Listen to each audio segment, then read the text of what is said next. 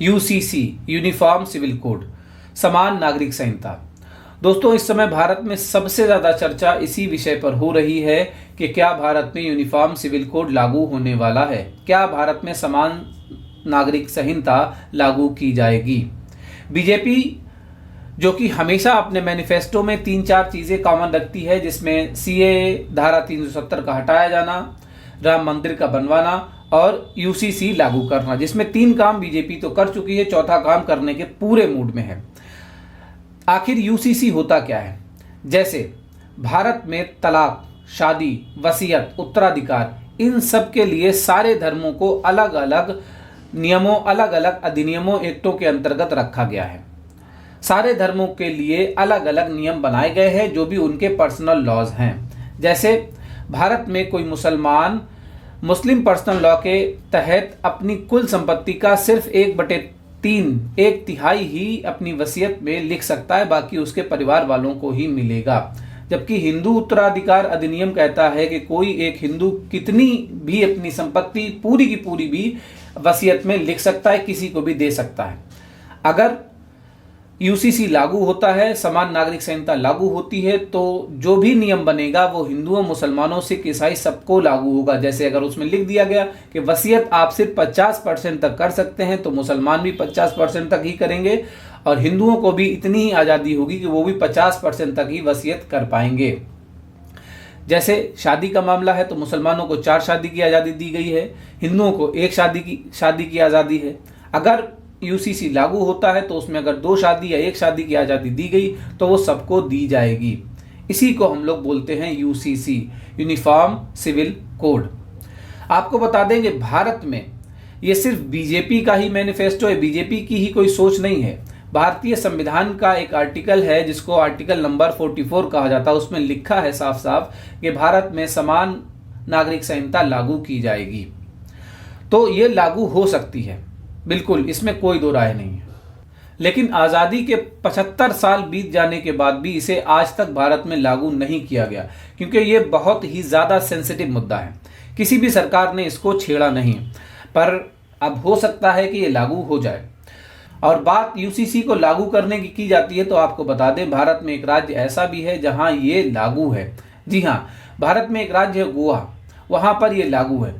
और इसी का एग्जाम्पल बहुत से लोग देते हैं कि जब गोवा में यूसीसी लागू है, भारत के अन्य राज्यों में क्यों लागू नहीं हो सकती। तो आपको ये बता दें कि गोवा में जो यूसीसी लागू है वो पूरी तरह से यूसीसी, यूनिफॉर्म सिविल कोड या समान नागरिक संहिता नहीं है। कैसे नहीं है वो आगे बताएंगे।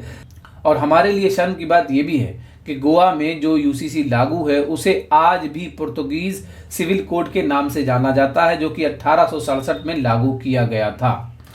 अब ये कैसे यूनिफॉर्म सिविल कोड नहीं है वो ऐसे आप समझ लीजिए। शादी की बात आए तो वहां गोवा में हिंदुओं को 2 शादी की आज़ादी है, जबकि अन्य किसी धर्म के व्यक्ति को 2 शादी की आज़ादी नहीं है। और किस कंडीशन पर है, ये तो आज के दौर में भारत में लागू ही नहीं हो सकती। जो कंडीशन दी गई है उसमें कंडीशन ये दी गई है कि अगर किसी भी हिंदू व्यक्ति की पत्नी 25 वर्ष की हो जाए और वो संतान उत्पन्न ना कर सके तो वो दूसरी शादी कर सकता है। एक बात। दूसरी कंडीशन ये है, लड़का नहीं हुआ है, लड़का बेटा नहीं हुआ है तो वो हिंदू व्यक्ति दूसरी शादी कर सकता है, जबकि अन्य किसी भी धर्म को ऐसी कोई आज़ादी नहीं दी गई है। तो आप समझ जाइए कि गोवा का यूसीसी भी पूरी तरह से समान नागरिक संहिता लागू नहीं करता। तो गोवा में भी पूरी तरह से समान नागरिक संहिता नहीं है, और ना ही भारत में कभी भी पूरी तरह से सारे धर्मों के साथ एक जैसा व्यवहार नहीं किया जा सकता। ये बिल्कुल सत्य है। आप यूसीसी ले आइए, ला सकते हैं, भारत के संविधान में लिखा है तो इसको लाना भी चाहिए। लेकिन भारत के संविधान में ही आर्टिकल नंबर 29 भी दिया गया है, जिसमें अल्पसंख्यकों के हितों का संरक्षण रखा गया है। तो भारत में यूनिफॉर्म सिविल कोड ला सकते हैं, लाया जा सकता है, क्योंकि संविधान में कहा गया है, लेकिन संविधान के दायरे के अंतर्गत, जिससे किसी भी अल्पसंख्यक समूह के हितों को चोट ना पहुंचे। और आखिर में आपको एक बात ये बता दें कि भारत में लोग अपने दुख से दुखी नहीं हैं, दूसरे के सुख से दुखी हैं, चाहे वो सुख हो या ना हो। सबसे ज्यादा जो बात आती है, जो आम नागरिक है भारत में, वो ये देखता है कि मुसलमान, इन्हें 4 शादियों की आज़ादी है, और हमें या हिंदुओं को एक शादी की ही आज़ादी है। यूनिफॉर्म सिविल कोड लागू होगा तो इनकी 4 शादियों की आज़ादी खत्म हो जाएगी। और आपको बता दें कि 4 शादियों के लिए कुरान में क्या कहा गया है। कुरान में कहा गया है कि अगर आप शादी करें तो न्याय कर सकें तो शादी करें, मतलब हर बीवी के साथ बराबरी कर सकें तभी आप शादियां एक से ज़्यादा करें।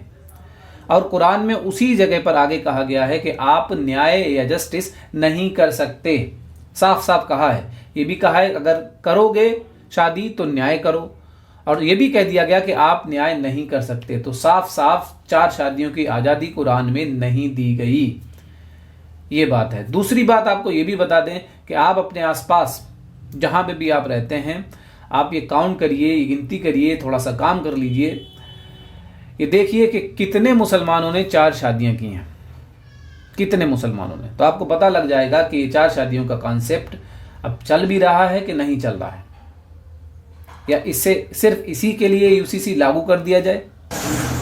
तो यूसीसी का लागू होना कोई बुरी बात नहीं है, लेकिन भारत में हिंदुओं के अलावा मुसलमान, सिख, ईसाई, जैन, बौद्ध, पारसी, यहूदी, कई और धर्मों के लोग रहते हैं। उनके साथ बातचीत की जाए, धर्म गुरुओं से मिला जाए, सबके सुझाव लिए जाएं और एक ऐसा यूसीसी लागू किया जाए जो भारत के सभी धर्मों को एक्सेप्टेबल हो। जय हिंद।